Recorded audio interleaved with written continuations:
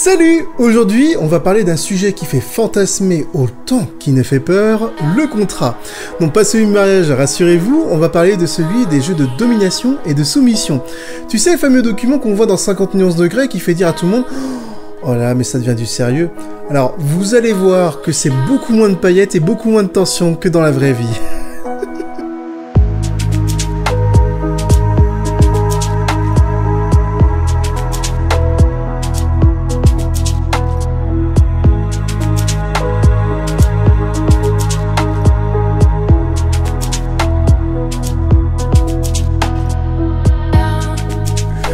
Un contrat n'est pas une cage, mais c'est une clé qui ouvre la porte de la confiance mutuelle, et ça vient de moi.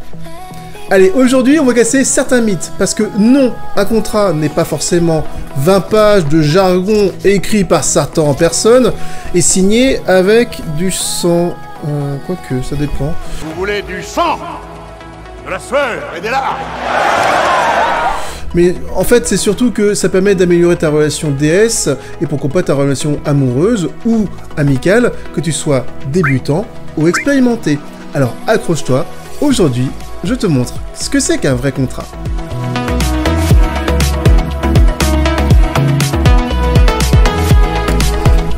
Alors, parler du mot BD bidule chouette est très mal vu sur YouTube, c'est pour ça que pour des raisons évidentes, je vais donner donc des synonymes, pardonnez-moi si je suis un peu redondant. Alors déjà, cassons le mythe de 50 nuances. Dans les films, on voit souvent que Anna lit un contrat de 15 pages avec des clauses qui sont dignes d'un contrat d'entreprise. Dans la vraie vie, c'est pas du tout obligé d'être comme ça. Certes, il faut que ce soit clair et encadré pour les deux parties, mais avant tout, un contrat DS, c'est avant tout un outil de communication qui soit oral ou écrit. Pourquoi j'accepterais de subir ça? Pour votre plaisir. Vous êtes sérieux? Et le mien. Je vous demande de l'envisager. Non, c'est une limite à ne pas franchir. Tu sais, quand tu achètes un meuble Ikea, que tu as donc le mode d'emploi... non, personne ne le lit jamais, certes, mais il existe. Le contrat MSDB, bah c'est pareil. C'est un mode d'emploi pour pas finir avec des pièces en trop ou en moins. Quelque chose qui va t'aider d'ailleurs à définir tes limites et celles de ton partenaire, ou encore établir des règles claires, créer un cadre de confiance, ou encore éviter des malentendus durant le jeu. Et là, j'en vois certains et certaines derrière leur écran, là. Toi, ouais. Ton contrat, il a absolument aucune valeur juridique, hein. Tu pourras pas traîner ton ou ta soumise au tribunal parce qu'il a pas fait sa vaisselle, alors que c'était marqué dans le contrat, hein. C'est un engagement moral et symbolique, surtout, hein. Oh mince alors. Sa force, c'est l'impact psychologique qu'il a sur votre relation. Ok, alors ça on peut le faire en soi dans la vie, t'es pas obligé de passer par un contrat, enfin les amis arrivent très bien à le faire sans. Oui. Mais pourquoi en faire un justement dans le MSDB? Oui, effectivement, tu soulèves une excellente question, Raven. C'est vrai que ça peut paraître inutile ou même contraignant au premier regard, mais laissez-moi donc vous expliquer pourquoi en réalité c'est bien plus profond et bien plus nécessaire qu'il paraît. La première chose à comprendre, c'est que une relation de pouvoir consenti n'est pas une relation d'amitié classique. Imagine que tu dises à ton pote « Allez, on joue au Monopoly, y a pas besoin de règles, hein, t'inquiète, on se fait confiance. » Le chien lance les dés. Un 6. Avancé de 6 cases.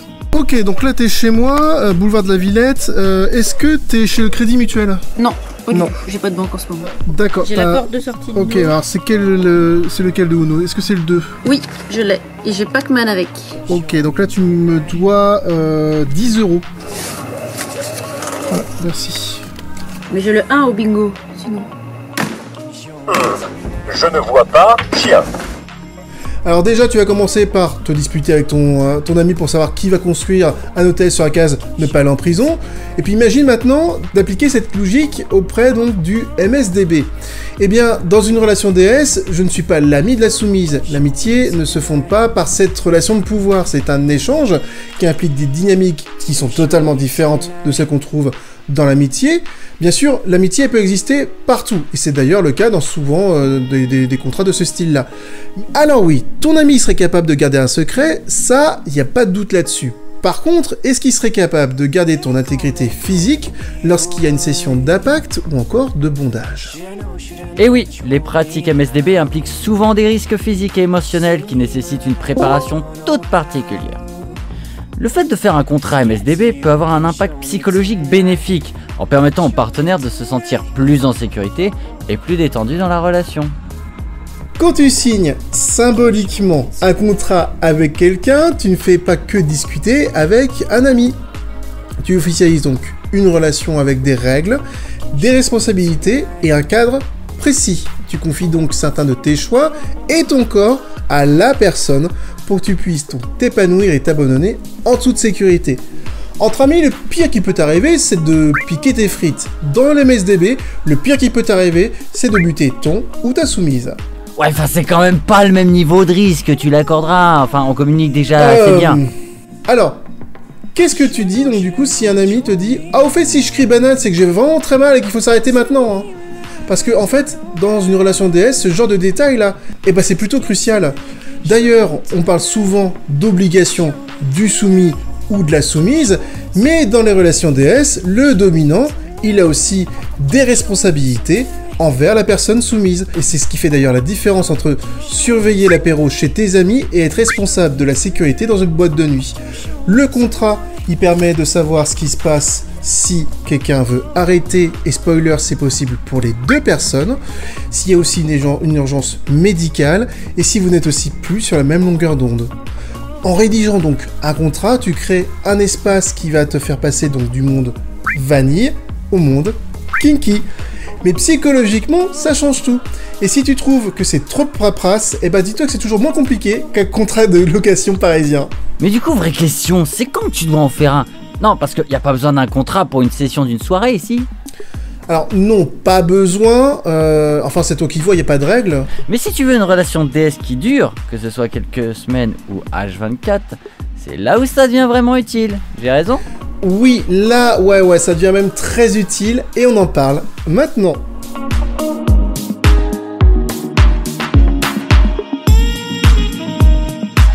J'en profite, vous êtes nombreux et nombreuses à regarder donc les vidéos de la chaîne Libre sans être abonnés, ce qui est donc assez scandaleux. N'oubliez donc pas de vous abonner et d'activer la cloche pour ne rien oublier des nouvelles vidéos de Libre. Je sors une vidéo longue tous les mois et tous les 3 jours un short sur tous les réseaux sociaux, TikTok, Instagram, YouTube Short aussi et Facebook. Ça vous permettra donc de ne rien louper et bien sûr de soutenir ma chaîne et de monter le référencement de cette chaîne. Merci à vous.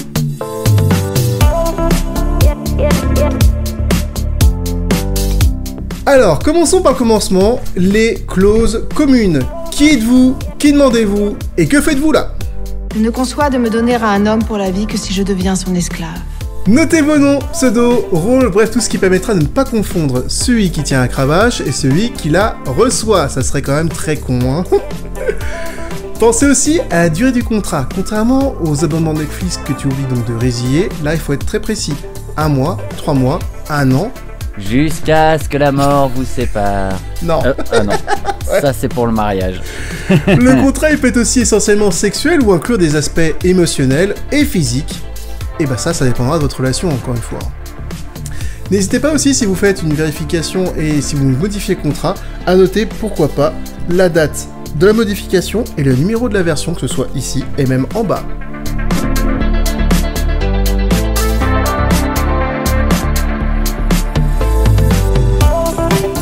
Les obligations du dominant et du maître, non, ce n'est pas juste faire le chef. D'accord, hein? Et souris, c'est qui le patron? C'est moi.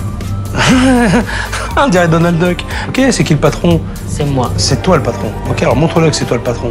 C'est aussi s'engager à assumer le rôle de guide, de protecteur et de responsable dans une relation MSDB.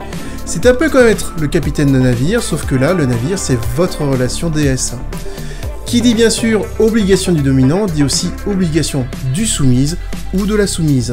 Et bien la personne qui fait cela, donc elle s'engage volontairement à être aux ordres du dominant ou de la dominante. Mais quand je dis volontairement, c'est bien sûr un mot-clé, pas question de transformer ça en corvée, il faut que ça apporte aux deux. C'est la personne soumise donc qui détient le pouvoir, comme je l'ai dit, donc dans l'épisode 3 vous trouverez juste ici. Et oui, surprise, le dominant, il a des responsabilités, mais le soumis ou la soumise garde ses droits fondamentaux, et ça, c'est non négociable. Et c'est pas parce que tu portes un collier que t'es forcément un animal de compagnie. Quoique, si la personne adore être traitée de chien ou de chienne, il aime en être un, Aïe aïe aïe, attention Philippe, le parapluie. Oh, c'est terrible. T'as vu que je pataugeais là, je crois que t'as vu que je pataugeais de fou. Ici, on va lister tout ce que vous souhaitez explorer ensemble. C'est comme un menu de restaurant, mais en version coquine. D'ailleurs, je vous en avais donc déjà parlé à différentes reprises, mais prenez le réflexe de la kink list. Juste ici, pour avoir l'information. Bondage, discipline, domination, soumission, en fait le plaisir sexuel dérivé donc de la douleur et de l'humiliation, fessée, impact, bondage léger, tout avec des niveaux d'intensité que vous souhaitez aussi définir, et ça c'est hyper important. L'initiation soft, la domination hard, l'engodage, l'humiliation, la punition, l'étouffement, le bandage, la dilatation et le golden shower.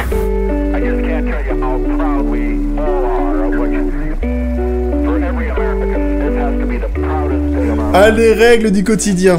Ça, c'est quelque chose de très fun, et surtout à distance. Tu imagines transformer tes journées les plus banales en défis épicés quotidiens. Pourquoi pas proposer donc des tenues à porter donc en tant que défi, ou ton ou ta dom peut décider donc ce que tu portes en sous-vêtements spécifiques, ou au contraire, aucun. Imagine-toi au supermarché en sachant que tu as ou que tu n'as pas cette petite surprise sous tes vêtements. Je peux te garantir que le rayon fruits et légumes n'aura plus la même saveur après ça. Pourquoi pas aussi des rituels quotidiens, des messages, une nude, etc. Et aussi donc votre mode de communication, les messages, WhatsApp, vocaux, appels par exemple, ça peut être aussi le cas. Et attention, si tu oublies, on verra ça dans la section à côté. C'est dommage pour moi, mais je comprends. Section punition. Tu m'étonnes, ouais, c'est clair. Certains contrats, ils incluent aussi des vérifications donc régulières à heure fixe. Imagine des petits rappels tout au long de la journée. Ah, tiens, il est 15h, c'est l'heure de mon checking. Mon ou ma soumise, eh ben écoute, tu vas pouvoir me dire si tu es bien dans ce sous-vêtement-là. C'est bien mieux qu'un réveil pour rester connecté. Amandine, la coquine, je t'attrape. La façon de s'adresser aussi à son dominant ou à sa dominante est aussi très importante. L'utilisation donc de maître ou de maîtresse ou d'autres titres convenus pour demander donc la permission donc de certaines actions, vous voyez ou pas, ça fait partie du jeu.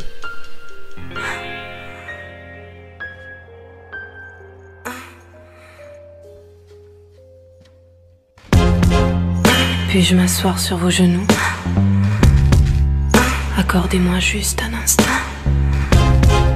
J'ai encore fait une grosse bêtise.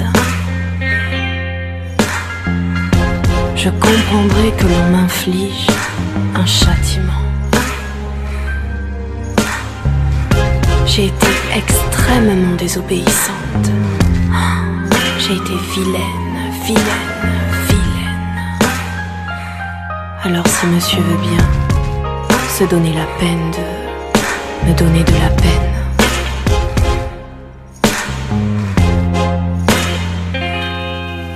Alors là, on rentre dans le vif du sujet. Quand ton petit soumis ou ta petite soumise fait des siennes, que se passe-t-il? Les punitions physiques, eh ben, ça reste le plus populaire, on va dire, chez les amateurs de sensations, donc les fessées, avec obligation de compter chaque fessée, les passes un téton pour une durée déterminée, le temps par exemple d'un épisode Netflix, c'est efficace pour se rappeler qu'on a déconné. Il y a des trucs encore plus chiants que ça, comme par exemple écrire plus d'une centaine de fois « Je ne désobéirai pas à mon ou ma maîtresse » ou l'art de transformer la corvée en un truc sacrément chiant. Qu'est-ce que j'adore faire ça, il y en aura une qui se reconnaîtra. Les punitions les plus simples sont des fois les plus cruelles. Quand mes fesses seront embrasées, je vous laisserai les embrasser. Et puis m'étreindre. C'est un incendie. Venez m'éteindre. Venez. Bon, maintenant qu'on a fait peur avec les punitions, il faut savoir que le dominant ou la dominante doit avoir aussi un côté doux et savoir récompenser son ou sa soumise. Des mots doux en disant « je suis fier de toi » ou « tu t'es surpassé », ça vaut de l'or. Et en public, c'est encore mieux. Le système de points aussi, c'est génial pour ça. Bon, prenons un exemple concret. Pour 25 points, on peut avoir droit à un plaisir solitaire, pour 100 points, une soirée impact play, pour 300 points, le droit de vénérer le corps du ou de la dominante, 750 points, cadeau de la wishlist.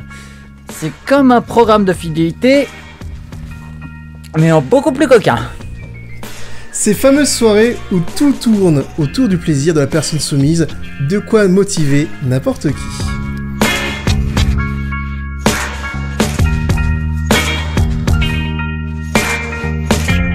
Autre chose aussi très importante à prendre en compte, les procédures de sécurité. Vous devez absolument avoir un mot de sécurité ou un safe word dans vos relations DS. C'est obligatoire, ou ça peut être aussi par exemple un système de feu tricolore, vert, orange ou rouge. Et non, le mot I n'est pas un mot de sécurité valable. Choisissez quelque chose de clair en tant que safe word. Par exemple, montre, brosse, briquet, éventail, c'est bien aussi. Je sais pas, marteau également, quelque chose qui vous fasse sortir du feu de l'action et qui coupe net. Finito. Et pensez aussi à un geste de sécurité lorsque la personne n'est pas en mesure de parler. Et ça, c'est aussi très important, ne serait-ce que pour le shibari ou pour des pratiques où vous ne pouvez pas parler parce que vous avez quelque chose dans la bouche. Comme un bâillon. Non, je vous ai vu, bande de pervers. Non, bah non, pas du tout, non. L'aftercare aussi, effectivement, c'est un moyen qui permet de verbaliser les sensations ressenties durant la séance, de débriefer et de se reconnecter émotionnellement avec son partenaire. C'est pas parce que la séance, elle est finie, que ton job de dominant ou de dominante est terminé. Un massage, un bain, une boisson, un câlin, bref, tout ce qui permet de ne pas laisser l'autre en plan comme un poisson hors de l'eau.